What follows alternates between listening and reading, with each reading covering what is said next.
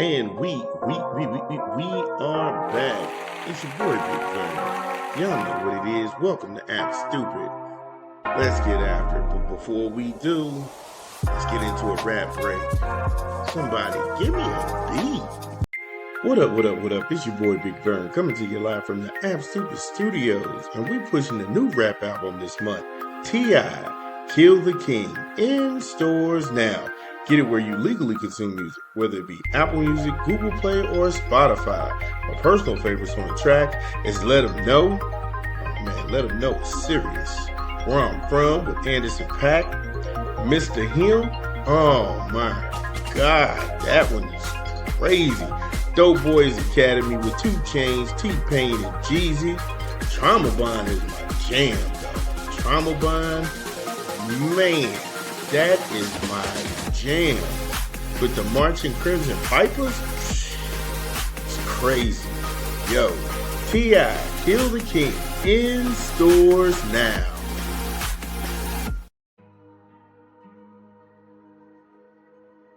When this thing. Yo, this is Big Vern. If you're new here, this is what we do here.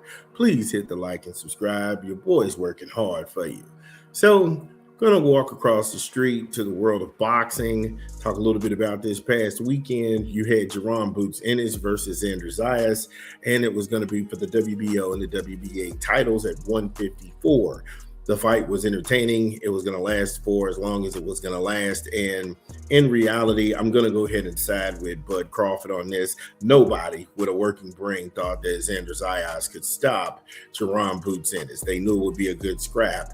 They knew that he would actually clip Jaron Ennis, but nobody thought that he would actually beat Boots and retain both of those belts. I knew the way that this thing was going to read when Zayas had let it out that he's not staying at 154.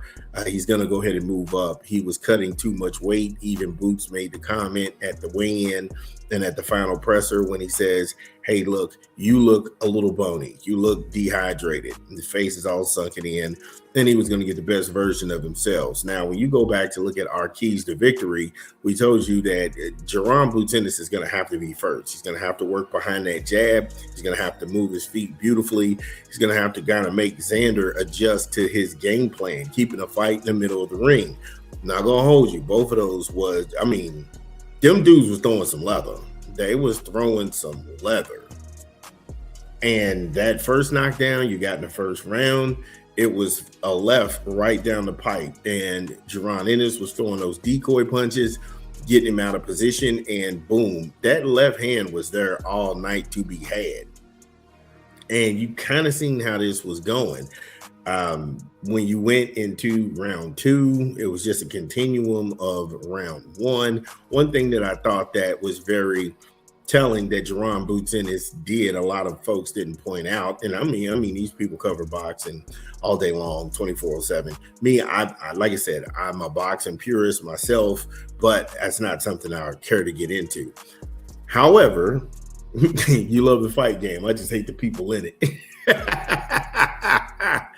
However, Jaron Ennis, he had a very good strategic plan, because I know people said, well, he didn't have any strategy. It was all wings. No. When you got somebody who's weight drained, as Xander was, and he had a lot of movement, he would make him fight to get out of clinches. And you could see he was visibly drained around the 4th and 5th round when his mouth was open. And yeah, Jaron was the same way, but he was always offense, coming forward, getting the champion on the back foot.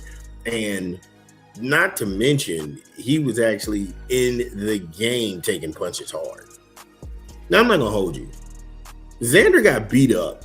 He got beat up pretty bad. The fact that when he came in that 5th round, when he goes to sit down in the corner, and I guess that was his head trainer or whatever, he's telling them, look, man, I'm going to throw the towel in. I can't watch this. You got to give me something. And how he got out of that 6th round is still a mystery to me, but he got beat up. Now, a couple of things that I will point out, that Boots, you got to give him some credit for whatever it's worth. That guy got some whiskers on him. He got some whiskers made of steel. And he took some solid punches from Xander. He even got wobbled in the third round. And he could get out of here. I know at the post presser, he was like, I wasn't hurt. I was cool. I was calm. I was collected. No, you followed the game plan once you got hurt.